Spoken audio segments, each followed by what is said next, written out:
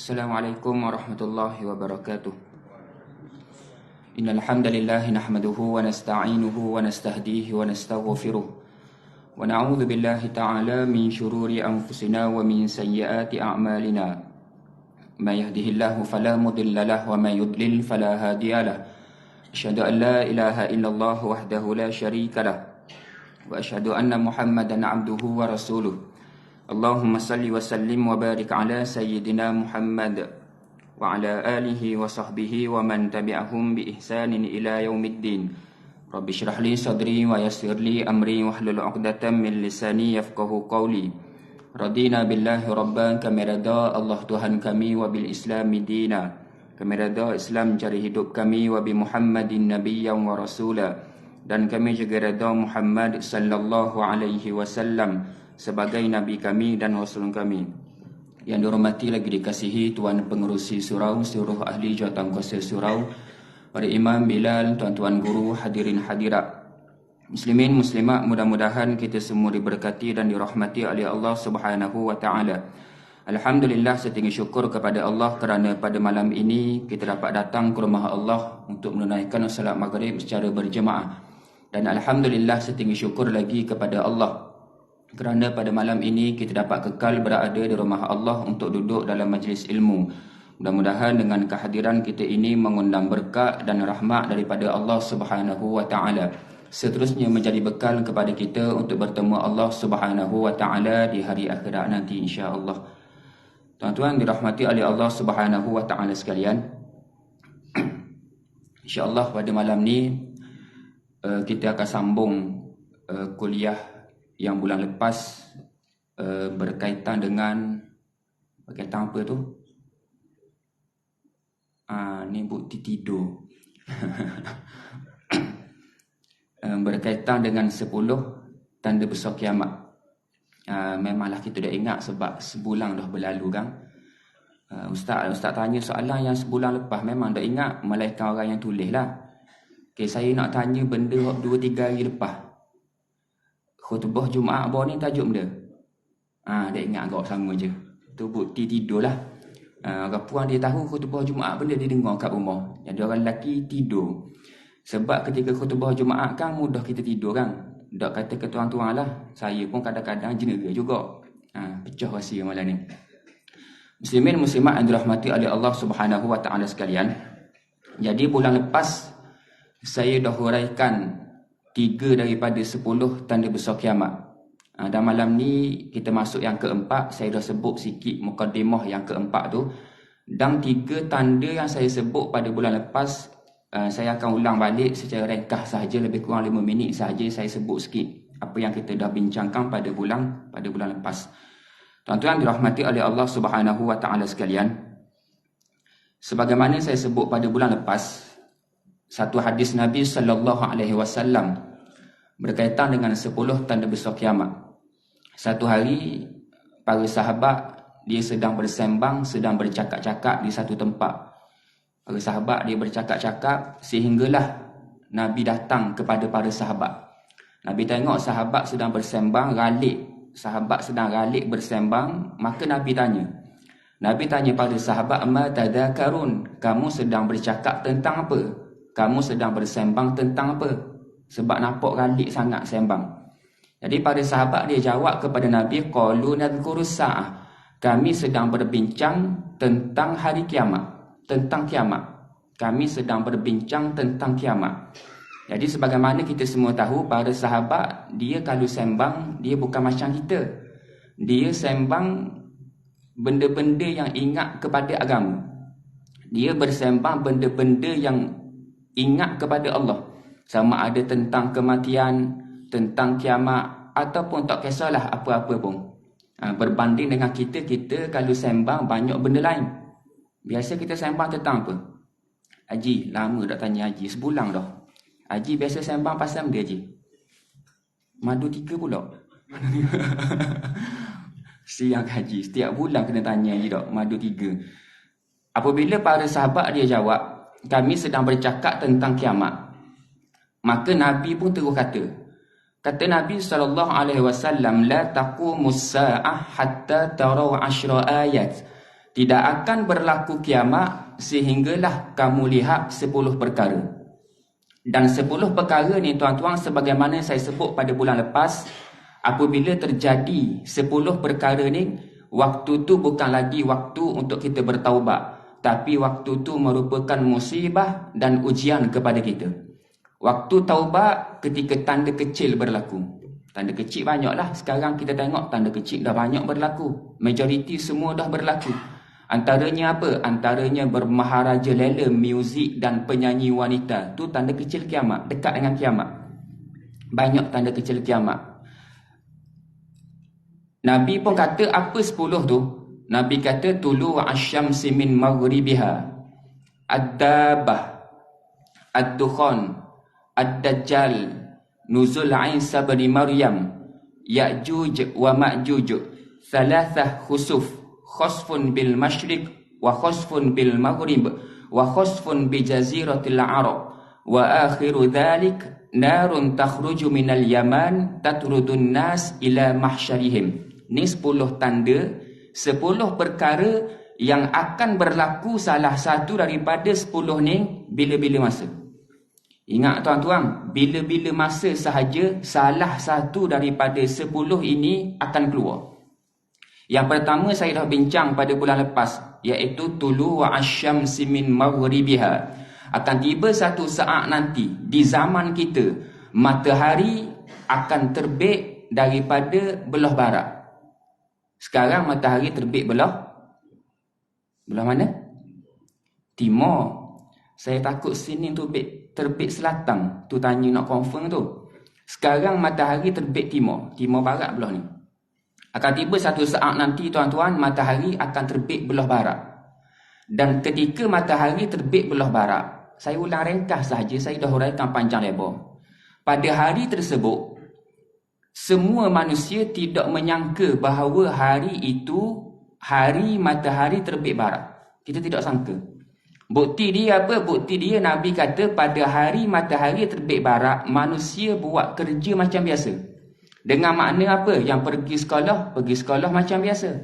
Yang pergi kerja macam biasa. Yang tidur macam biasa. Yang tidak sembahyang subuh macam biasa. Tiba-tiba pada hari tersebut, matahari terbit barat. Dan apabila matahari terbit barat pada hari tersebut, maka Nabi kata apa? Nabi kata semua manusia akan tengok kejadian tu. Nabi sebut dalam satu hadis, Nabi kata فَإِذَا طَلَعَتْ فَرَآهَا النَّاسِ. Apabila matahari terbit barat, maka manusia akan tengok dan dalam masa yang sama akan tersebar dengan begitu cepat. Dengan makna apa? Apabila matahari terbit barat, orang pakat tunjuk. Ha inna syamsa qad tala'at minal gharabi. Tengok tu matahari terbit barat dah. Tersebar dengan begitu cepat. Masuk dalam WhatsApp, dalam Instagram, dalam Twitter, dalam grup alumni, grup WhatsApp, grup surau Al-Hijrah, pakat sebar benda tu. Matahari terbit barat. Dan apabila matahari terbit barat tuan-tuan, pada waktu tu, sebagaimana saya sebut pada bulan lepas, tuan-tuan pun dah tahu cerita ni. Ini sebagai ingatan persediaan kepada kita. Apabila matahari terbit barat, Nabi kata فَإِذَا طَلَعَتْ آمَنُوا أَجْمَعُونَ. Apabila matahari terbit barat, semua manusia akan beriman. Tuan-tuan bayangkan ketika matahari terbit barat, manusia pakat buat amal soleh. Yang kafir pakat nak masuk Islam. Yang Islam yang sebelum tu tidak taat kepada perintah Allah, tidak sembahyang, banyak buat maksiat. Apabila matahari terbit barat, bertaubat kepada Allah dengan bersungguh-sungguh. Tapi malangnya, apabila matahari terbit barat, pintu taubat telah ditutup selama-lamanya. Tuan-tuan, bagaimana keadaan pada waktu tu? Manusia menangis-nangis mohon taubat kepada Allah, tapi taubat tidak dipandang. Taubat tidak diterima. Sebab itulah saya kata tanda besar kiamat bukan waktu nak bertaubat. Nak taubat, nak beramal waktu sekarang. Matahari terbit barat baru nak sembahyang, baru nak tutup aurat, baru nak buat amal kebaikan, baru nak mohon ampun kepada Allah. Waktu tu sudah tidak dipandang oleh Allah Subhanahu wa ta'ala. Itu yang pertama. Saya dah bincang panjang lebar pada bulan lepas. Yang kedua juga saya dah bincangkan di sini, di akhir zaman nanti juga, seiring dengan matahari terbit barat, akan keluar satu binatang yang akan berjumpa dengan manusia. Cerita ni Allah cerita dalam Al-Quran. Sebagaimana dalam surah An-Naml ayat 82. Allah kata, wa idza waqa'al qawlu 'alaihim akhrajna lahum dabbatan minal ard tukallimuhum anna an-nasa kanu biayatina la yuqinun. Ni cerita binatang tu. Keluar seiring dengan matahari terbit barat, dan binatang tu boleh bercakap-cakap. Saya tak mahu terang panjang lebar dah yang tu. Tu yang kedua. Yang ketiga, akan berlaku di akhir zaman, iaitu peristiwa Ad-Dukhan, iaitu asap selama 40 hari 40 malam akan kena kepada manusia. Yaghshan nas, akan menimpa seluruh manusia. Dan ketika kena, orang kafir, orang Islam, dia akan rasa kesakitan yang berbeza-beza ikut atas amalan orang-orang tersebut. Tu yang ketiga. Dan pada malam ni kita akan fokus cerita yang keempat, ataupun tanda besar kiamat yang keempat, iaitu berkaitan dengan Al-Masih Ad-Dajjal. Jadi cerita pada malam ni Dajjal sahaja, dan malam ni tidak habis cerita ni. Tidak habis. Dengan makna apa? Sambung bulan depan. Tuan-tuan dirahmati oleh Allah Subhanahu wa taala sekalian, dalam 10 perkara yang akan berlaku di akhir zaman nanti, Dajjal lah yang paling Nabi bimbang dan Nabi takut. Bahkan bukan sahaja Nabi Muhammad sallallahu alaihi wasallam, nabi-nabi sebelum ni pun, rasul-rasul sebelum ini bimbang dengan kedatangan Al-Masih Ad-Dajjal. Sebagaimana hadis Nabi sallallahu alaihi wasallam, Nabi kata apa? Nabi kata, ma min nabiyyin illa hadzara qaumuhu min fitnatil masihid dajjal. Nabi sallallahu alaihi wasallam bersabda, tidak ada seorang nabi pun yang diutus di atas muka bumi ini, tidak ada seorang rasul pun yang diutus di atas muka bumi ini, melainkan akan mengingatkan kaumnya, akan mengingatkan umatnya tentang Al-Masih Ad-Dajjal. Tuan-tuan bayangkan, nabi-nabi sebelum ini cerita dah kepada umat tentang Dajjal. Sedangkan Dajjal keluar di zaman Nabi Muhammad, di zaman kita. Tapi Nabi sebelum ini telah bercakap tentang Dajjal. Sebab apa? Bimbang sangat dengan kedatangan Al-Masih Ad-Dajjal. Bahkan Nabi Muhammad sallallahu alaihi wasallam, Nabi kata apa? Ma baina khalqi Adam ila qiyamis sa'ah fitnatun akbaru minad Dajjal. Nabi kata sejak diciptakan Nabi Adam sehinggalah hari kiamat, tidak ada fitnah, tidak ada ujian yang lebih dahsyat melebihi ujian Al-Masih Ad-Dajjal. Dengan makna apa tuan-tuan? Dalam banyak-banyak ujian di atas muka bumi, ujian yang paling hebat, yang paling besar, yang paling bahaya ialah ujian Dajjal. Kalau ujian kekayaan, kalau ujian tu, ujian ni, ujian Dajjal lah ujian yang paling besar kepada umat Nabi Muhammad sallallahu alaihi wasallam. Jadi Nabi pesan awal-awal kepada kita, Nabi kata apa? In yakhruj wa ana fikum fa ana hajijuhu dunakum wa in yakhruj wa lastu fikum famru'un hajiju nafsi. Kata Nabi dalam hadis riwayat Muslim, Nabi kata jika Dajjal keluar, in yakhruj wa ana fikum, jika Dajjal keluar dan pada waktu tu aku masih hidup, fa ana hajijuhu dunakum, akulah yang akan membela dan mempertahankan kamu semua, kata Nabi. Kalau Dajjal keluar, aku masih ada, aku yang akan pertahankan kamu semua. Dan Nabi sambung lagi hadis, Nabi kata wa in yakhruj walastu fikum, jika Dajjal keluar dan aku telah mati, maka kamulah yang kena mempertahankan diri kamu masing-masing. Sekarang Nabi ada ke tidak? Nabi tak ada dah. Dengan makna apa? Manusia yang hidup di zaman Dajjal kena pertahankan dirinya masing-masing. Nak pertahankan macam mana? Banyaklah benda kena buat. Dengan persediaan-persediaan. Dengan tahu cerita tentang Dajjal. Banyak perkara yang kita kena tahu berkait Al-Masih Ad-Dajjal. Sekarang ni Dajjal berada di mana? Saya cakap pada malam ni semua saya ambil daripada hadis yang sahih. Tuan-tuan jangan bimbang. Daripada Bukhari, Muslim. Sekarang Dajjal berada di mana? Di langit ke di mana? Sekarang ni di zaman kita, bahkan di zaman Nabi Muhammad dan kemungkinan di zaman sebelum Nabi Muhammad, Dajjal sekarang sudah berada di atas muka bumi ni. Dah ada dah. Sudah lama lahir. Ada beberapa makhluk yang dipanggil ataupun dipanggil golongan minal munzarin. Makhluk yang ditangguh ajal. Ada beberapa makhluk sudah lama lahir tapi sampai sekarang belum mati. Yang pertama siapa? Yang pertama Dajjal. Dah lama lahir sampai sekarang masih ada. Beribu-ribu tahun. Yang kedua apa?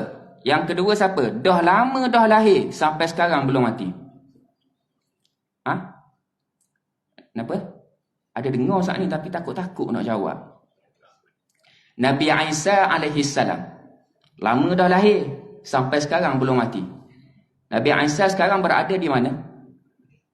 Di langit yang ke berapa? Langit ke berapa? Malam ni bukan nak mari ceramah, nak mari tanya. Langit yang ke berapa? Haji, langit yang ke 9. Langit yang kedua. Sekarang Nabi Isa berada di langit yang kedua. Dah Ustaz, langit yang kedua tu dia duduk rumah banglo ke semidi? Mana aku tahu yang tu. Dia makan benda. Wallahualam, tak payah fikir. Tapi dia berada di langit yang kedua. Sekarang. Makhluk mana lagi yang dah lama lahir tapi sampai sekarang belum mati? Iblis. Iblis sekarang belum mati. Dan dia akan mati nanti. Ketika dia tiup sangkakala yang pertama, Iblis tetap mati. Tapi akan hidup kembali ketika dia tiup sangkakala yang kedua untuk dikumpulkan di mahsyar. Lagi makhluk mana lagi yang dah lama lahir sampai sekarang ada? Sampai sekarang belum mati. Tadi 3 dah sebut. Dajjal, Nabi Isa, Iblis. Siapa lagi? Malaikat lah termasuk sekali. Tu dengan Iblis semua tu. Ya'juj wa Ma'juj. Dah lama lahir. Bahkan diceritakan dalam Al-Quran. Dan akan tiba satu saat nanti, Ya'juj wa Ma'juj akan dilepaskan oleh Allah. Dajjal ada satu je. Ya'juj Ma'juj ada banyak. Disebut dalam Mustadrak Al-Hakim. Berapa bilangan Ya'juj wa Ma'juj? Nisbah dia, satu orang manusia ada 10 Ya'juj Ma'juj. Nisbah dia. Maknanya kalau di Malaysia, penduduk Malaysia berapa orang? 32 juta. Ya'juj Ma'juj di Malaysia 320 juta. Akan dilepaskan satu saat nanti. Cerita Ya'juj Ma'juj akan datang dah. Kan dah habis pula Dajjal kan. Jadi 3 kali kuliah pula. Masuk benda lain. Jadi tuan-tuan, sekarang Dajjal dah berada di atas muka bumi. Berada di satu pulau yang wallahu a'lam pulau mana tidak tahu. Tapi pulau tu di atas muka bumi. Dan Allah tidak lepaskan lagi Al-Masih Ad-Dajjal. Dalam satu hadis Nabi SAW, hadis riwayat Muslim, hadis yang ke-7496. Siapa-siapa ada kitab Sahih Muslim, hadis yang ke-7496. 7496. Menceritakan tentang di mana Dajjal. Kita kena tahu benda ni. Sebab apa? Apa yang Nabi sampaikan, kita kena tahu. Tuan-tuan dirahmati oleh Allah. Satu hari, Nabi sembahyang bersama para sahabat. Saya terjemah hadis tu. Apabila sudah sembahyang, tuan-tuan, selesai sembahyang, maka Nabi disebut dalam hadis, Nabi cepat-cepat naik ke atas mimbar.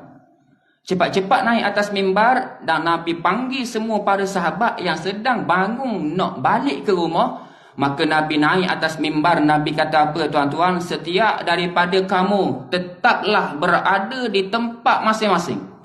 Dengan makna apa? Nabi kata jangan balik lagi, tunggu dulu. Nabi marah balik. Bermakna apa? Ada sesuatu yang Nabi nak bagi tahu kepada para sahabat.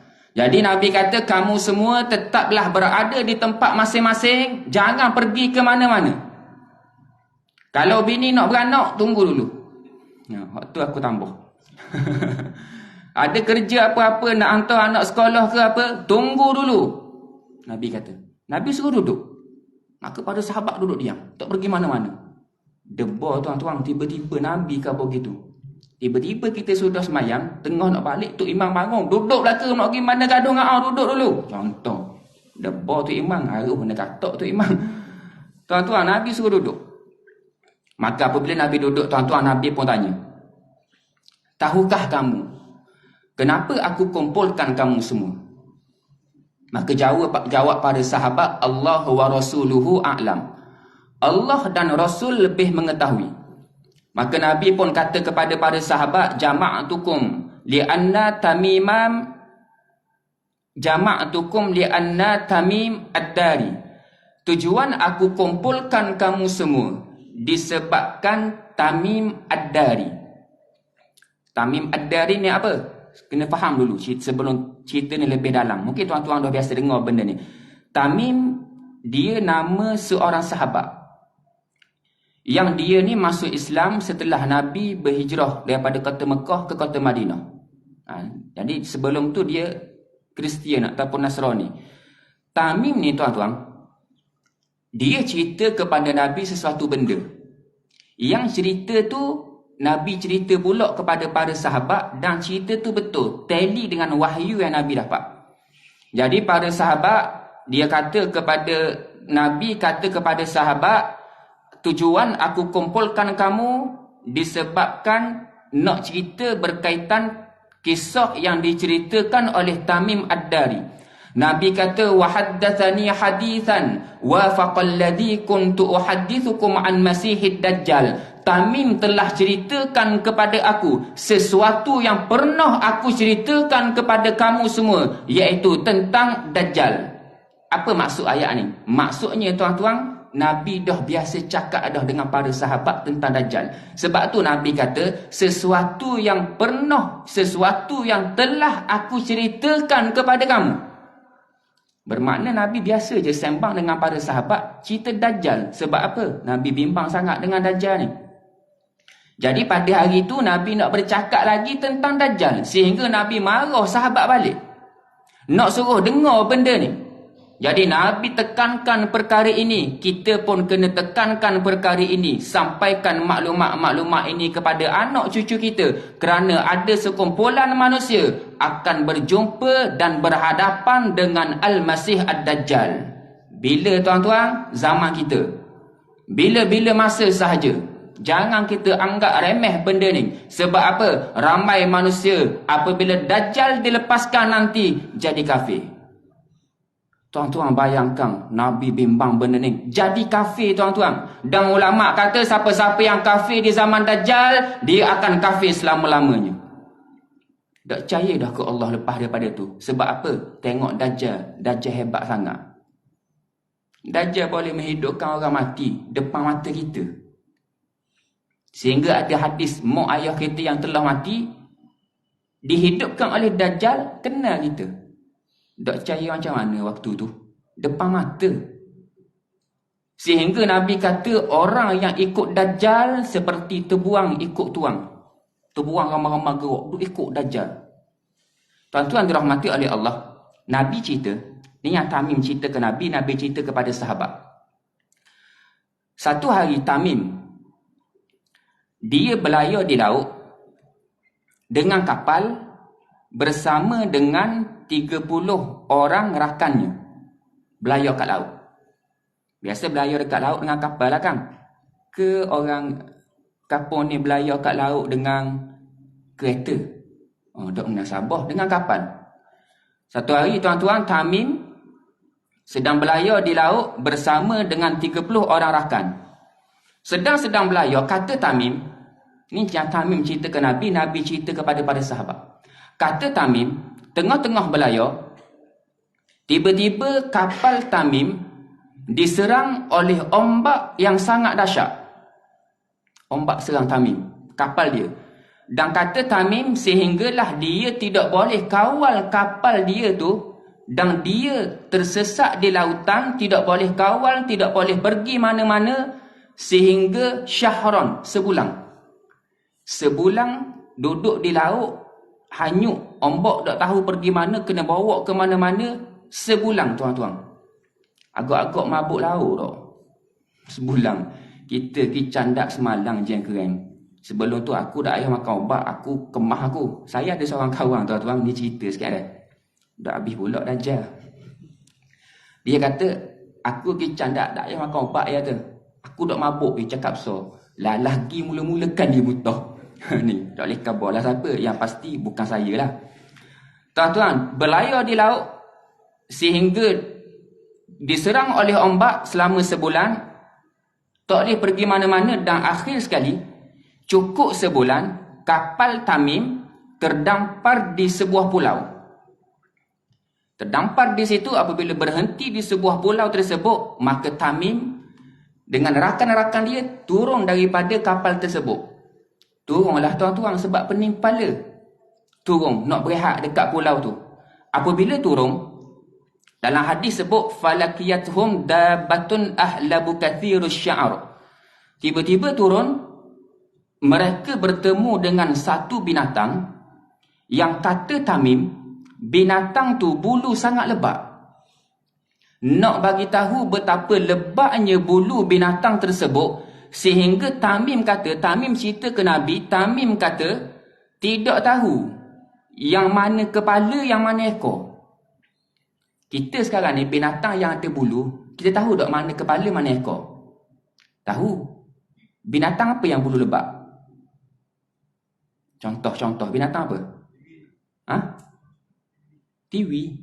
Tiwi ada bulu. Biri contohlah. Kita tahu mana kepala, mana ekor.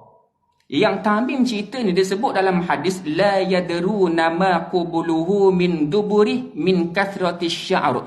Tak tahu yang mana kepala, yang mana ekor, sebab bulu terlalu lebat.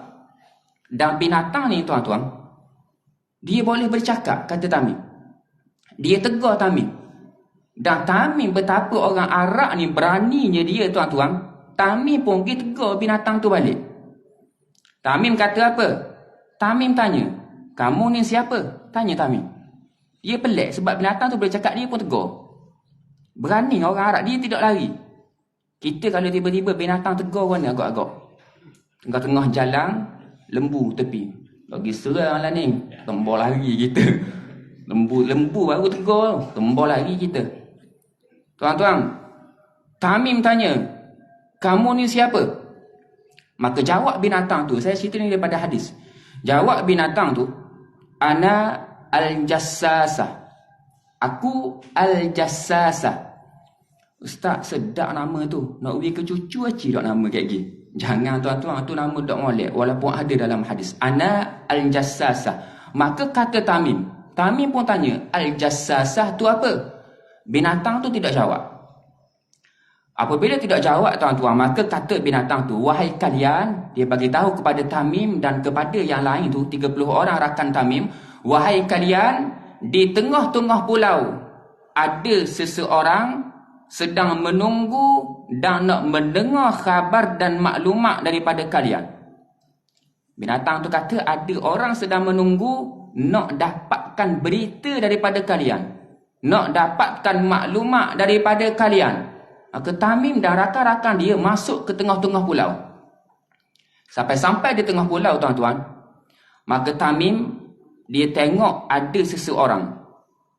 Disebut dalam hadis, majmu'ah yadahu ila unuqih ma baina rukbatayhi ila ka'bayhi bil hadid. Tamim kata, dia tengok orang tu di tengah-tengah pulau yang dua-dua tangan terikat ke leher dia. Tangan duduk kat leher, diikat, daripada buku lali hingga ke lutut, rapat ke dada, dan daripada kaki ke lutut tu diikat dengan rantai besi, kata Tamim. Ni di satu pulau di atas, di muka bumi kita ni, diikat dengan rantai besi. Maka apabila sampai, maka kata yang diikat tadi, Tamim sampai, dia pun kata, qad qadartum ala khabari fa akhbiruni ma antum. Kata yang diikat, takdir telah menentukan bahawa kamu akan menyampaikan maklumat kepada aku. Bagi tahu kepada aku, kamu ni siapa? Maka Tamim pun cerita. Tamim jawab kepada yang tanya tu.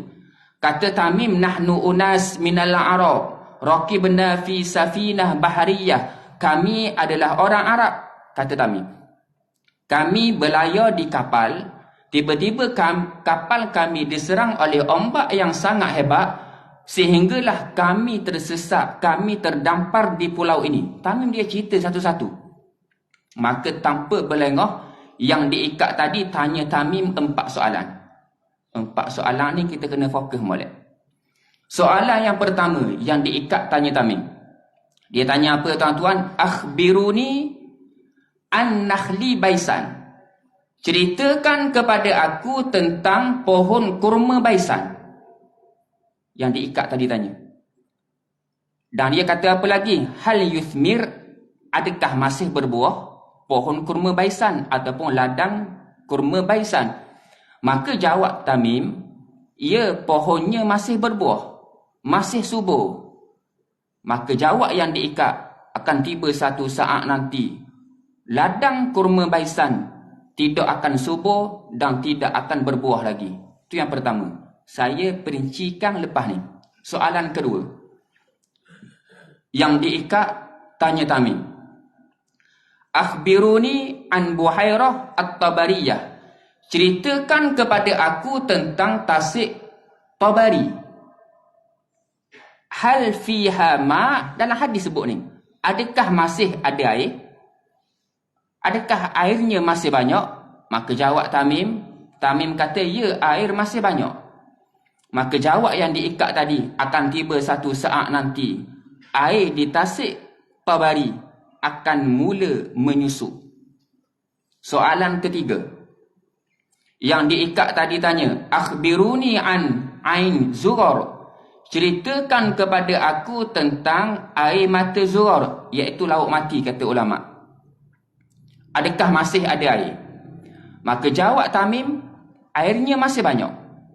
Maka yang diikat tadi kata, akan tiba satu saat nanti air di tempat tersebut akan semakin surut, semakin surut, semakin surut. Soalan yang keempat. Akhbiruni an nabiyil ummiyin. Ceritakan kepada aku tentang Nabi yang tidak pandai membaca dan menulis. Ma fa'ala, apa yang dia buat sekarang? Maka jawab Tamim, sekarang Nabi yang tidak pandai membaca dan menulis telah diutus. Dan sekarang telah pun berhijrah daripada kota Mekah ke kota Madinah. Maka jawab yang diikat tadi, tahu tak sebut apa? Dalam 4 benda tadi tu, 4 benda ni dia sangat tertunggu-tunggu berlaku 4 benda ni. Tapi yang berlaku ketika tu, ketika dia berhadapan dengan Tamim, satu baru yang keempat. Sebab apa? Yang diikat tadi dah tahu bahawa waktu tu Nabi yang tidak pandai membaca dan menulis telah diutus. Bermakna waktu untuk dia dilepaskan semakin dekat. Semakin dekat, tuan-tuan. Tapi yang 3 atas tu belum berlaku ketika itu. Bukan sekarang. Sekarang saya tak sebut lagi. Ketika itu belum berlaku. Ladang baisan, pohon masih lebat. Waktu tu, sebagaimana dijawab oleh Tamim. Tasik Tabariyah, air sangat dalam pada waktu tu. Laut mati, air sangat dalam pada waktu tu. Dan selesai tanya soalan tu, tuan-tuan, maka jawab kata yang diikat tadi, wa inni mukhbirukum. Sekarang aku nak bagi tahu dah kepada kamu aku ni siapa. Wa inni mukhbirukum anni inni anal masih. Sesungguhnya aku al-masih ad-dajjal. Wa inni ushiku an yu'dhana li fil khuruj. Telah hampir waktu untuk aku keluar. Sebab apa dia kata telah hampir? Sebab tanda yang keempat sudah berlaku, iaitu Nabi akhir zaman telah diutus. Sebab Dajjal dia dah ada. Nabi sebelum tu lagi dia dah hidup. Dajjal dah dilahirkan lama dah. Jadi dia tertunggu-tunggu dengan kehadiran Nabi akhir zaman, sebab dia dah tahu dia akan dilepaskan oleh Allah di akhir zaman. Okay, kita tengok 3 soalan yang atas tadi. Yang diikat tadi iaitu Dajjal. Mudah cerita saya sebut tu, Dajjal. Dajjal dia tanya Tamim, ceritakan kepada aku tentang pohon kurma baisan, adakah masih berbuah? Dan Dajjal kata apabila nanti tidak akan berbuah lagi, dengan makna Dajjal dah tahu waktu untuk dia keluar ketika ladang kurma baisan sudah tidak subur. Tuan-tuan, ladang kurma baisan di mana? Yang saya bagi tahu ni, balik nanti tuan-tuan buka internet cari maklumat yang saya bagi tahu ni. Jangan cari sekarang. Sekarang tengok saya dulu. Ladang kurma baisan di mana? Di Palestin. Sekarang di Palestin. 1400 tahun dahulu, ketika Tamim berjumpa dengan Dajjal, waktu tu ladang kurma baisan sangat-sangat subur. Pohon kurma sangat banyak, buah kurma sangat banyak. Tuan-tuan, bermula sekarang ni, tak silap saya bermula tahun 2000 berapa saya lupa dah. Saya pun ada cari dalam berita-berita dalam internet.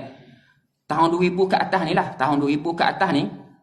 Sekarang ni, ladang kurma baisan sudah tidak berbuah. Sekarang. Tuan-tuan cari dalam internet. Saya cari banyak kali maklumat ni. Sebab ni diceritakan dalam hadis, kita kena kaji benda ni. Ladang kurma baisan sekarang ni sudah tidak berbuah, bahkan nak menjadi tanah lapang dah. Sedangkan sebelum itu ladang yang sangat subur, sekarang ni tak berbuah dah.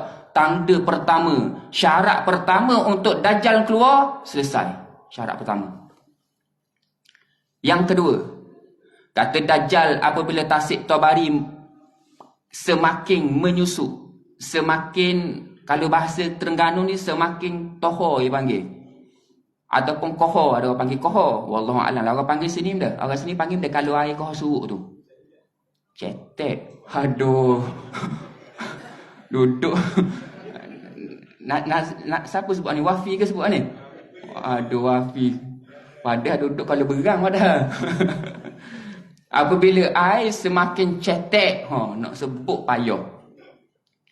Kata Dajjal, waktu tu waktu untuk dia dilepaskan oleh Allah. Tuan-tuan, sekarang ni Tasik Tabari, tuan-tuan boleh cari maklumat ni.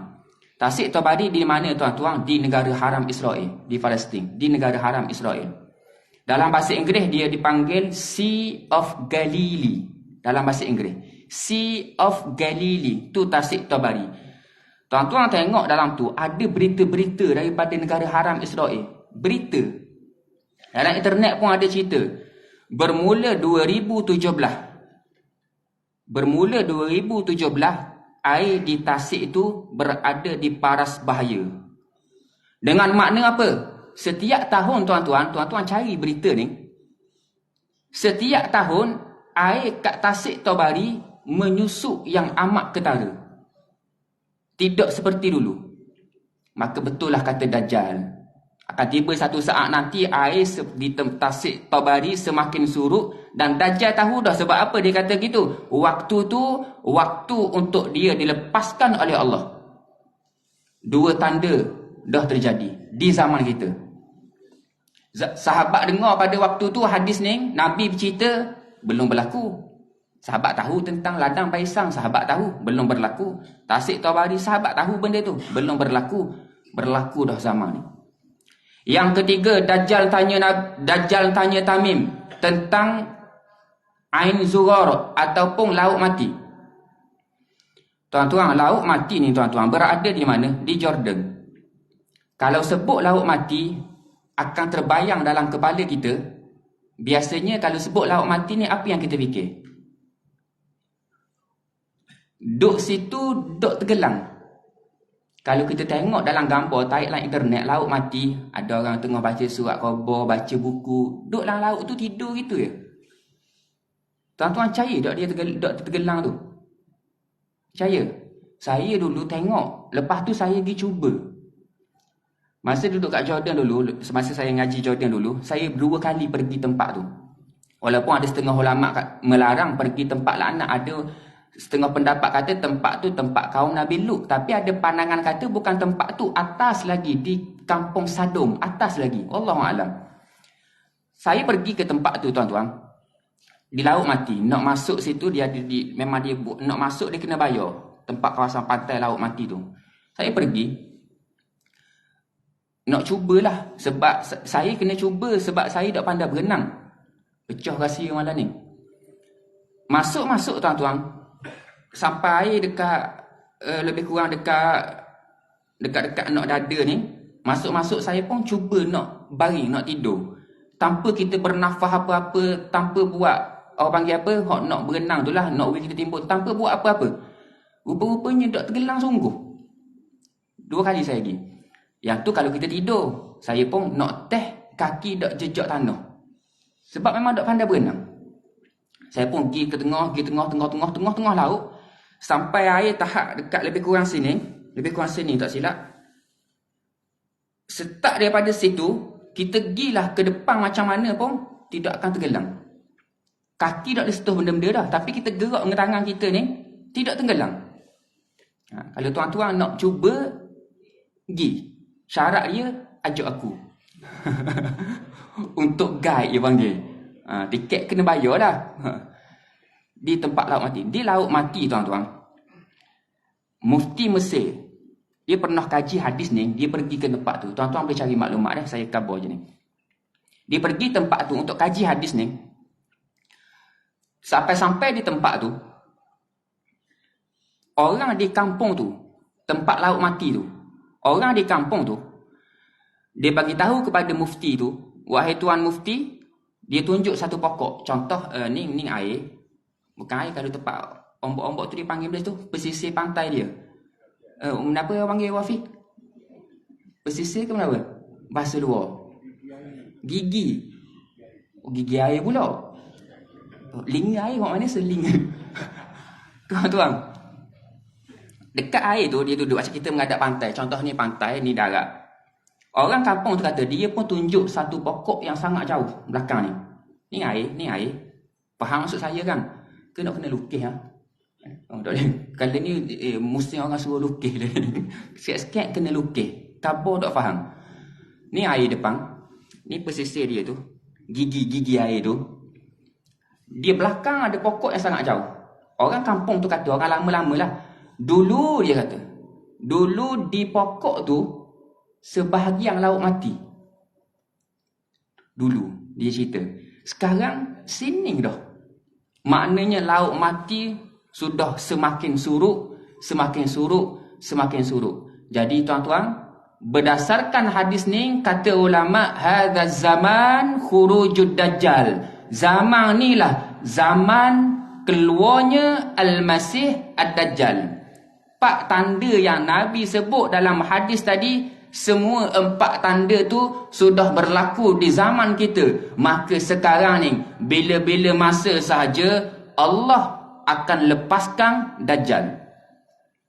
Ingat tuan-tuan, apabila Dajjal dilepaskan oleh Allah, kata Nabi, tidak ada satu tempat, tidak ada satu negeri, tidak ada satu daerah, tidak ada satu kampung, tidak ada satu lorong, melainkan akan dilawati oleh Dajjal.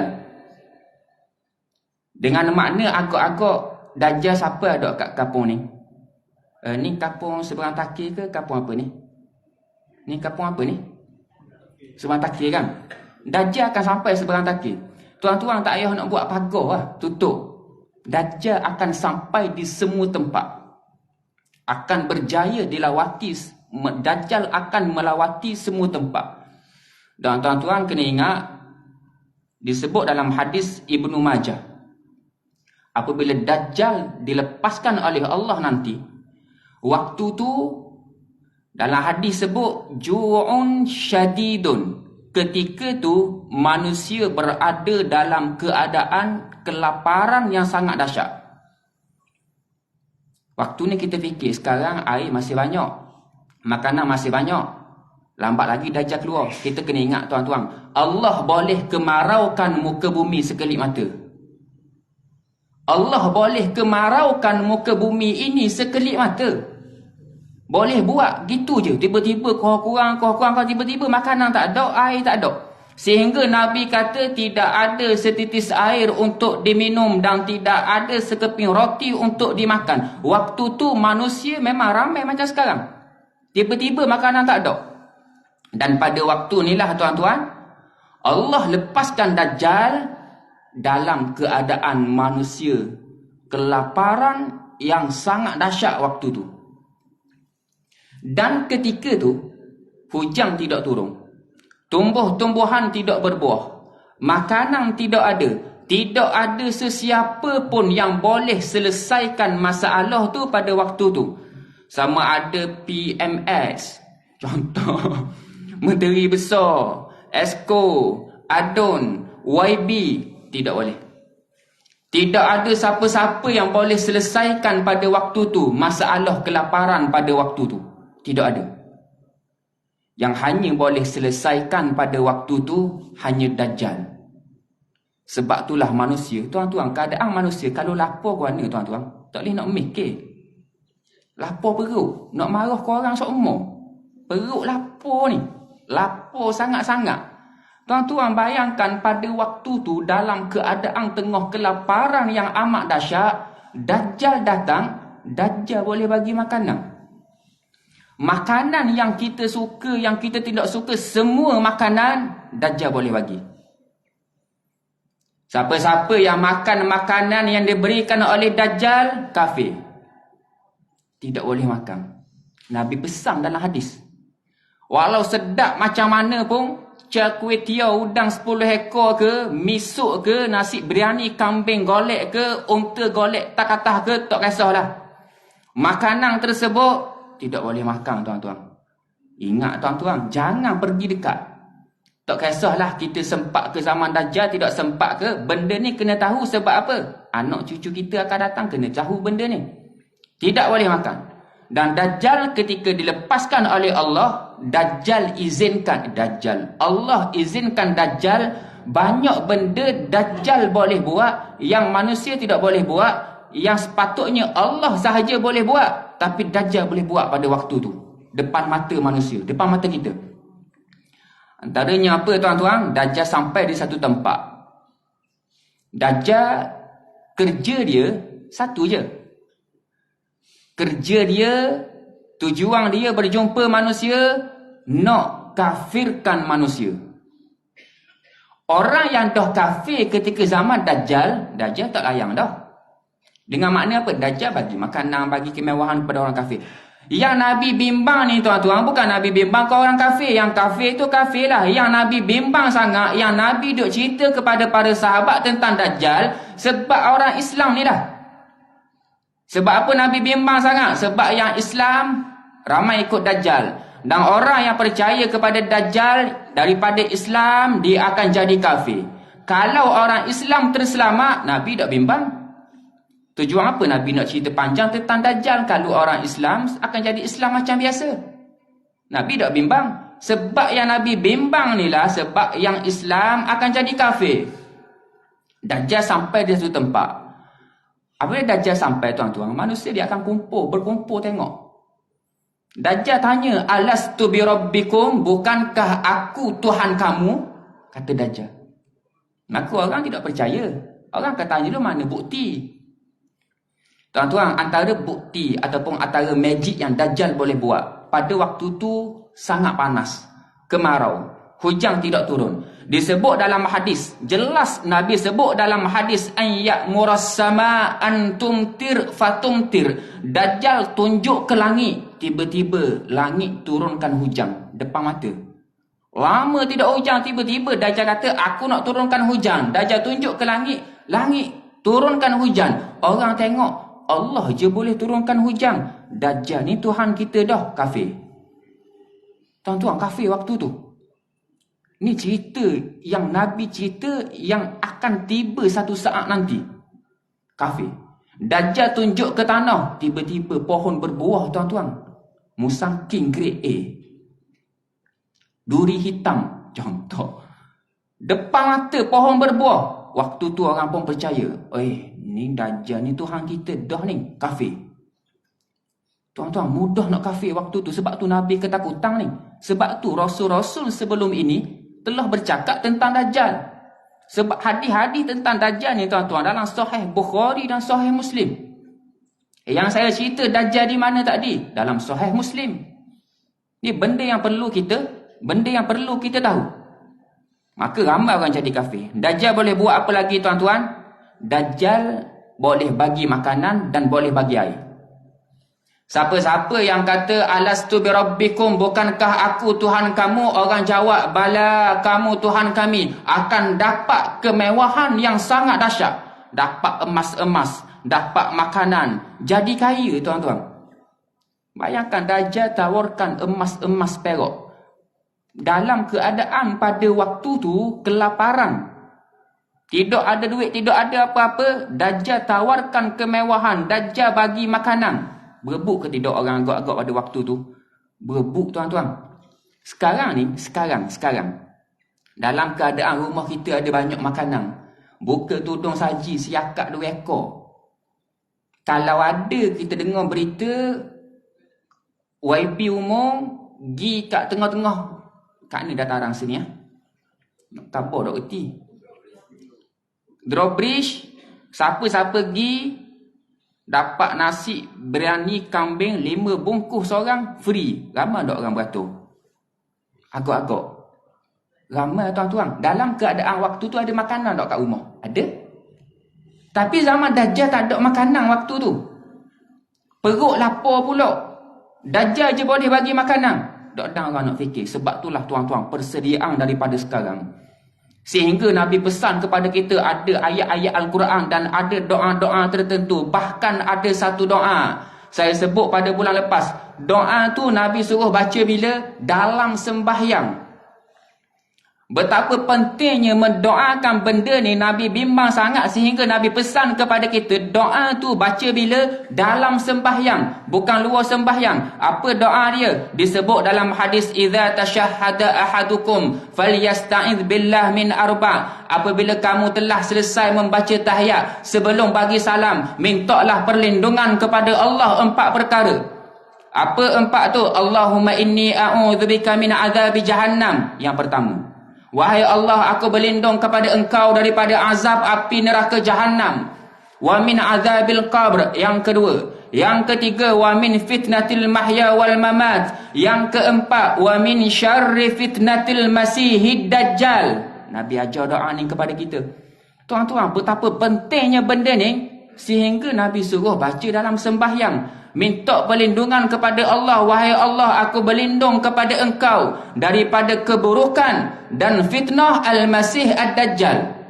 Ni Nabi pesan 1400 tahun lepas kepada umat dia supaya jangan tinggal doa ni. Yang keempat tu tuan-tuan, minta jauh dan selamat daripada fitnah Al-Masih Ad-Dajjal. Dan kata Nabi tuan-tuan, Nabi apabila cerita kepada para sahabat yang pada waktu tu tidak boleh makan makanan diberikan oleh Dajjal, sahabat dia tanya Nabi.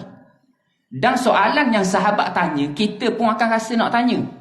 Sahabat tanya Nabi, sahabat tanya apa tuan-tuan? Kata Nabi, fama ya'ishun nas fi dhalik. Sahabat tanya Nabi, bagaimana manusia nak hidup pada waktu tu? Nak makan apa?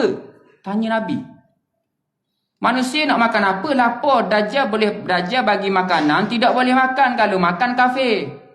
Nak makan apa? Maka jawab Nabi sallallahu alaihi wasallam, Nabi kata qal at-tahlil wat takbir wat tasbih wat tahmid. Ni makanan orang Islam. Subhanallah, alhamdulillah, la ilaha illallah, Allahu akbar. Kena sentiasa ulang benda ni dalam masa yang sama yang baca surah Al-Kahfi tu. Masa pada waktu tu saya cerita nanti akan datang. Inilah makanan orang Islam, kena berzikir. Dan bukan hanya tahu kena berzikir. Waktu ni tidak amalkan apa yang Nabi suruh, tidak taat kepada perintah Allah. Tiba-tiba Dajjal datang nanti, walaupun dia tahu kena baca benda ni, tapi sebelum ni dia tidak beramal, dia tetap akan tewas dengan Dajjal. Tuan-tuan, apa yang Dajjal buat lagi? Dajjal akan pergi seluruh dunia selama 40 hari. Saya akan cerita perincian 40 hari tak sempat lagi. Sampai di satu tempat yang lain pula. Dajjal dia akan tunjuk magic-magic yang berlainan. Lepas setengah dah. Macam mana? Isyak 8 lebih sikit aja. 7 minit. 8 minit. Saya minta sikit lagi dah. Sikit lagi. Jangan marah dah. Sebulan sekali kan? Jangan marah. Malam ni lapar perut. Jangan makan malam ni. Puasa malam ni. Sampai di tempat lain pula disebut dalam hadis. Ni, Dajjal tunjuk magic kepada manusia. Ingat dah yang saya khabar ni, yang bakal berlaku satu saat nanti. Dajjal sampai di satu tempat, disebut dalam hadis, Dajjal tunjuk kehebatan dia. Dajjal dia kerak seorang lelaki. Seorang lelaki dia kerak dua. Dia bunuh. Terbelah dua. Orang tengok. Di depan orang ramai pada waktu tu. Dajjal macam biasa. Alastu bi rabbikum, bukankah aku Tuhan kamu? Kalau aku dapat matikan dan hidupkan seseorang, kamu percaya tak aku Tuhan kamu? Ramai-ramai jawab, mana bukti? Nak tengok bukti dulu. Maka Dajjal buat apa tuan-tuan? Dajjal pun kerak dua seorang lelaki. Terbelah dua, mati. Biasalah sekarang kita bunuh orang, mati. Biasa lagi. Dajjal pun kata, kalau aku dapat hidupkan kembali orang ni, kamu percaya tak aku Tuhan? Ramai orang kata, kalau kamu tunjuk kepada kami hidup balik, kamulah Tuhan. Siapa lagi Tuhan dapat hidupkan orang mati? Depan mata. Terbelah dua tuan-tuan. Terbelah dua. Kalau kata tak terbelah dua, Dajjal tumbuk atas muka mati, mungkin orang kata Dajjal pakat dah dengan orang tu, buat-buat mati. Sebab tu terbelah dua, kerak dua. Dan badan dilemparkan ke sana satu, lempar sana satu. Belah dua, mati. Dajjal pun kata, kalau aku dapat hidupkan kembali orang ni, kamu percaya tak aku Tuhan? Orang akan percayalah. Dajjal pun tuan-tuan, tiba-tiba disebut dalam hadis, Dajjal dia baca mentera-mentera dia. Mentera macam mana ustaz? Wallahualam, aku tak tahunya tu. Tiba-tiba badan takut balik. Dalam hadis sebut yadhak, lelaki tadi molek-molek ada senyum suka semula. Depan mata orang tengok pada waktu tu, lain macam ni. Tuan-tuan, kalau sekarang ni saya buat depan tuan-tuan, saya kerak Haji 2, saya hidupkan kembali Haji, percaya tak? Haji, kan duduk dah sini, duduk pulang depan Haji. Depan mata kita tuan-tuan, saya buat kerak 2, mati. Tiba-tiba depan tuan-tuan, badan takut balik, hidup balik. Tuan-tuan, waktu tu orang tengok. Terdetik terus dalam hati, ni Tuhan dah ni. Kafir tuan-tuan. Kafir waktu tu. Senang sangat manusia nak kafir pada waktu tu. Inilah yang paling dibimbangi oleh para Nabi. Nabi-Nabi sangat bimbang dengan benda ni. Apa lagi tuan-tuan magic Dajjal? Disebut dalam hadis. Panjang lagi ni. Nampak muka seorang nak marah dah aku ni. Siapa ada kerja, tak apa, boleh pergi je lah kalau ada kerja. Nanti kita sembahyang tu. Nabi cerita apa lagi dalam hadis? Nabi cerita, di waktu tu, ketika Dajjal ada depan tu, tiba-tiba saudara-saudara kita yang telah mati, mak ayah kita yang telah mati, tiba-tiba hidup datang jumpa kita. Sebutlah hadis. Jumpa macam mana tuan-tuan? Ni antara ujian kepada manusia pada waktu tu. Mak ayah kita jumpa kita, mati lama dah. Dia kenal kita, dia sebut dalam hadis, dia panggil kita. Contoh nama kita Mak. Hey Mak, ataupun Bedah lah. Hey Bedah. Minta maaf kalau ada nama Bedah belakang deh. Contoh je tu. Hey Bedah, mak ayah teman. Ikutilah dia. Dajjal ada waktu tu. Ikutlah dia. Dia Tuhan kita tu. Dia yang hidupkan mak hidup balik ni. Tengok tak mak hidup ni. Mak lama dah mati. Mak hidup semula ni. Tuan-tuan boleh cakap mak ayah kita. Khabar kepada kita. Tu Tuhan kita tu. Tuan-tuan, waktu tu orang nak mikir dah. Mak ayah hidup mari jumpa. Kenal kita. Siapa yang hidupkan ayah ni? Tu. Dajjal tu Tuhan kita tu lah. Oh, dia Tuhan kita. Percaya juga. Kafir. La ilaha illallah. Waktu tu tuan-tuan, ya Rabbi ni, Dajjal ni, cerita Dajjal. Sebab tu Nabi suruh baca semua selamat daripada ujian Dajjal. Paling kurang 5 kali sehari kita kena baca. Sebab apa? Tahiyat berapa kali sehari? Kalau semayang fardu 5 kali, tak masuk semayang sunat lagi. Doa supaya selamat daripada fitnah Al-Masih Ad-Dajjal. Tuan-tuan bayangkan pada waktu tu. Dan disebut dalam hadis rupa-rupanya tuan-tuan, mak ayah kita yang hidup tu, yang sama muka saudara-saudara kita yang hidup tu, syaitan menyamar. Tapi kenal kita. Ujian yang hebat sangat pada waktu tu. Ujian demi ujian. Dajjal dia boleh tunjuk belaka kehebatan. Macam-macam dia boleh buat. Dan Dajjal disebut dalam hadis riwayat Abu Daud, Dajjal dia akan berada di muka bumi selama 40 hari 40 malam. Ustaz, sempat ke 40 hari nak pergi ke seluruh dunia? Nabi kata Nabi kata kepada sahabat dan kepada kita, Nabi nak khabar kepada kita, arba'una yauman, 40 hari itu, yaumun kasanatin wa yaumun kasyahrin wa yaumun kajuma'atin wa sairu ayyamihi ka ayyamikum. Kata Nabi SAW, Dajjal keluar 40 hari 40 malam. Hari pertama panjang dia seperti setahun. Saya akan perincikan, cuma tak sempat malam ni tuan-tuan. Sebab tuan-tuan nampak marah sangat dah. Hari pertama seperti setahun. Yaumun kasanatin wa yaumun kasyahrin. Hari yang kedua seperti sebulan. Hari yang ketiga seperti seminggu. Hari yang keempat wasairu ayyamihi ka ayyamikum. Barulah hari-hari seperti biasa.